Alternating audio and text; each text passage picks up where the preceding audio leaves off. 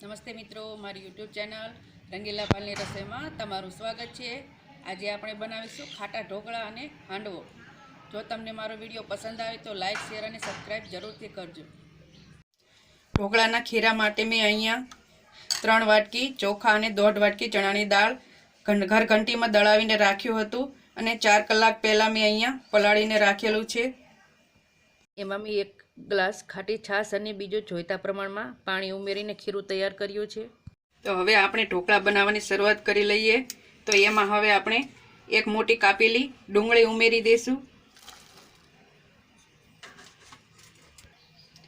1 વાટકી લીલા મરચાં અને લસણની પેસ્ટ લઈ લીધી છે અને સૂકી મેથી મેં ગરમ પાણીમાં પલાળીને રાખી હતી એ 1.5 ચમચી જેટલી લઉં છું। સૂકી મેથીનો સ્વાદ ખૂબ સરસ આવે છે। 1 ચમચી તલ અને 1 વાટકી ધાણા ઉમેરું છું અને 1 થી 1.5 ચમચી જેટલું મીઠું ઉમેરું છું। અડધી ચમચી હળદર, 1 ચમચી ધાણા જીરું પાવડર। હવે બધું સરસ રીતે મિક્સ કરી લેશું।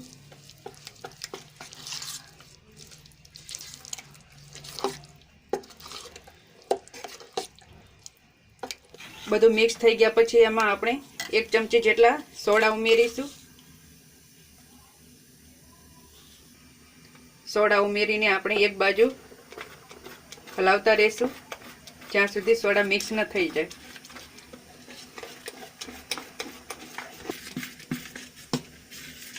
સોડા નાખ્યા પછી આપણું ખીરું સરસ રીતે ફૂલાઈ ગયું છે। તો હવે આપણે ઢોકળા બનાવવાની શરૂઆત કરી લઈશું। અહીંયા ડીશમાં આપણે થોડુંક તેલ લગાવી લઈશું જેથી કરીને આપણા ઢોકળા સરસ રીતે ઉખડી જાય। અહીંયા મેં ગેસ ઉપર ઢોકળિયામાં પાણી ગરમ થવા મૂકી દીધું છે। તો આપણું પાણી ગરમ થઈ ગયું છે। તો હવે આપણે ઢોકળા મૂકી દઈશું।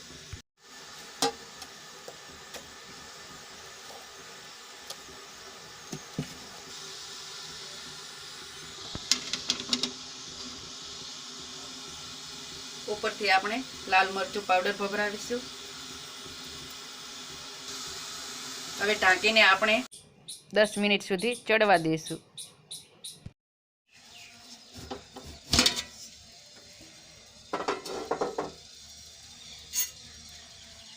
ઢોકળા સરસ રીતે ચડીને તૈયાર થઈ ગયા છે। તો એ જ રીતે આપણે બીજી ડીશ પણ તૈયાર કરી લઈશું। હવે આ ડીશને ઠંડી થવા માટે 10 મિનિટ સુધી રાખી દઈશું અને પછી કાપા પાડીશું। એ જ રીતે આપણે બીજી ડીશ પણ તૈયાર કરી લઈશું।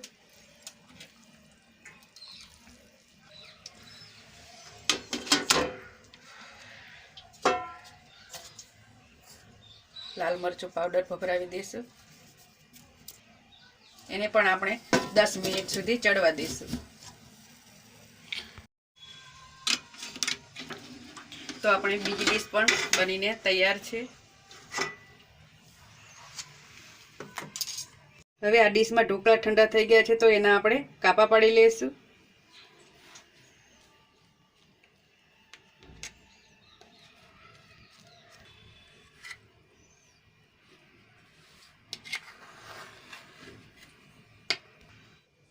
આપણા ઢોકળા સરસ રીતે સોફ્ટ બન્યા છે। આ જ ખીરામાંથી હું હાંડવો બનાવીને બતાવીશ। હાંડવો બનાવવા માટે હું અહીંયા કડાઈમાં 2 ચમચી જેટલું તેલ લઉં છું। હવે આપણું તેલ ગરમ થાય એટલે એમાં અડધી ચમચી જેટલી રાઈ ઉમેરીશ। હવે આપણી રાઈ તતડા જાય એટલે એમાં અડધી ચમચી જેટલું જીરું ઉમેરી, ચમચી જેટલા તલ ઉમેરીશું, મીઠા લીમડાના પાન ઉમેરીશું। હવે એમાં આપણે ખીરું એડ કરીશું।